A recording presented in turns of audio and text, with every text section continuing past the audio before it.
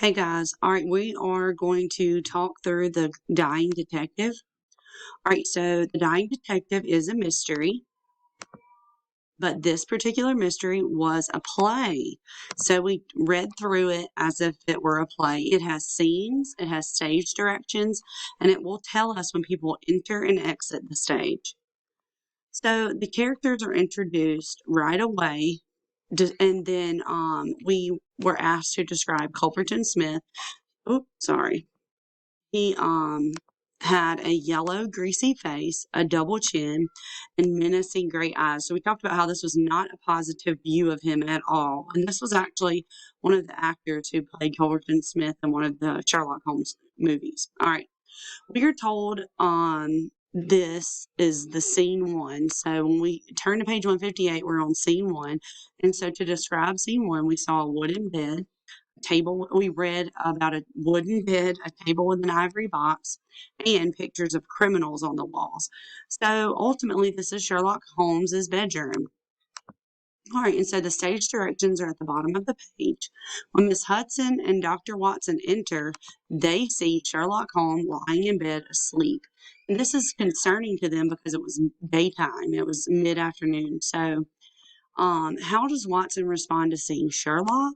He was shaking his head gravely because he knew that his sweet friend looked terrible. All right, and so why does Watson think this is so crazy? Because he had just seen him 3 days prior and he was perfectly fine. And so we start to learn some of the details about how he became to be this way. He had been working on a case by the river. Wednesday night, he knocked on the door. He could hardly stand, and then now he won't eat or talk. Watson asks her why she hadn't called the doctor. She claims that he shouted that he did not want a doctor. And then he says, well, why didn't you call me? I'm a doctor. And Sherlock ultimately did not want to see him either. Right, and so Watson sends Mrs. Hudson away. And when she leaves, Sherlock says, we seem to have fallen on evil days. Watson tries to check his pulse. And how does Sherlock respond? He tells him he has a contagious disease and to stay away. Ultimately, Watson again tries to approach Holmes, and then Holmes begins to threaten Watson and say, if you don't stay away, I'm going to make you leave. And so Holmes refuses his help and then accuses him of being a bad doctor. So something's going on with Sherlock Holmes. Watson continues to suggest doctors to Holmes, but what does Holmes agree to allow Watson to do eventually? He tells him he can go get one of them at 6 o'clock, which would be 2 hours from now. He then drifts off to sleep. And so then we pick up in scene two, where Holmes is asleep and Watson is sitting on the bed. And so Watson notices something sitting by the bedside and he picks it up. He notices a little box. What happens as Watson starts to open it? Sherlock wakes up and yells for him to stop. Sherlock then tells him to do something weird. He tells him to put his change in his pocket watch and money in his pocket, then turn on the lamp. So then Sherlock Holmes stops Watson from closing the curtains. He yells at him and says, don't do that. But then he tells him to go fetch a specialist, Dr. Culverton Smith. And so Holmes then reveals that Dr. Culverton is not really actually a doctor. He's actually a planter. So someone who specializes in plants.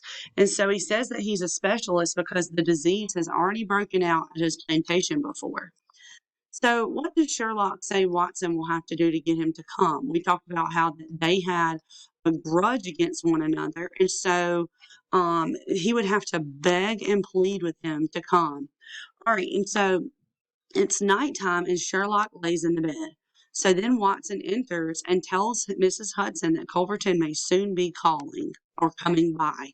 So how did Culverton treat Watson when he went to his house? And then we found out that Culverton was extremely rude and almost showed him the door as soon as he got there.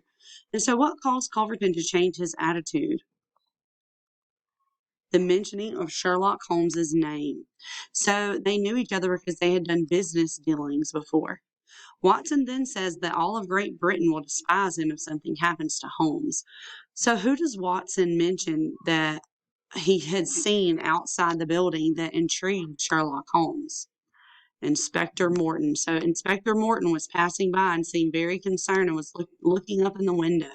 And so Holmes tells Watson to hide behind the bed when Culverton arrives so that he will be himself and he won't feel like he has to change who he is, that maybe we'll get to see the nasty side of Culverton Smith.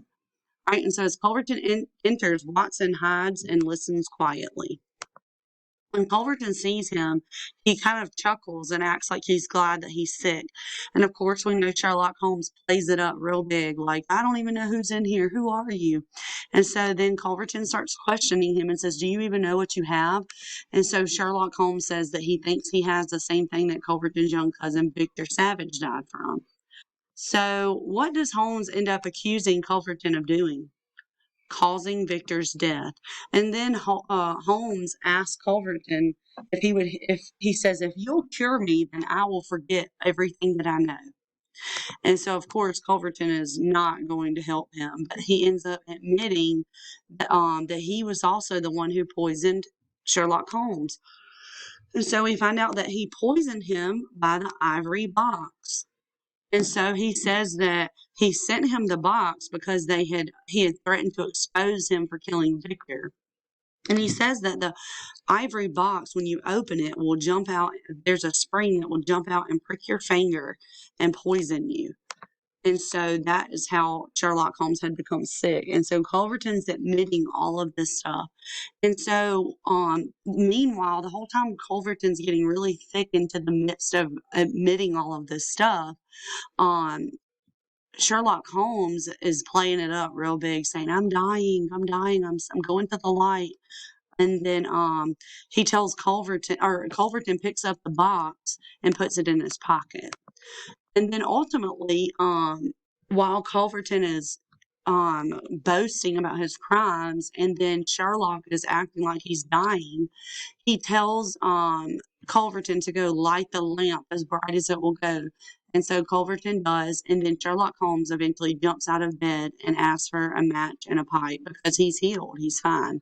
And so then Inspector Morton comes in to arrest him. And so Culverton begins to say, Sherlock Holmes, you'll never prove this because it was just you and I in here. It's just your word against mine. And then, of course, we know that Watson jumps out from behind the bed because he had heard it all. He then reveals that he had this all planned from the beginning. Sherlock even says that Culverton gave a signal for Morton to come and arrest him. And so when Sherlock had asked him to go turn the lamp up in the window, that was the signal that Culverton had confessed. And so Holmes then tells Watson that it had to all go down like this because he needed everyone to believe it. What does Sherlock reveal as his trick to looking so sickly? Talked about a 3-day fast, Vaseline, belladonna for watery eyes, and beeswax around his lips. Why didn't he let him touch the box? Because it could have killed him. Why didn't he let him come near? Because he would have discovered he was faking. And why didn't he want him to close the curtains? Because Morton would not have seen the signal. All right, guys, I hope that this helps.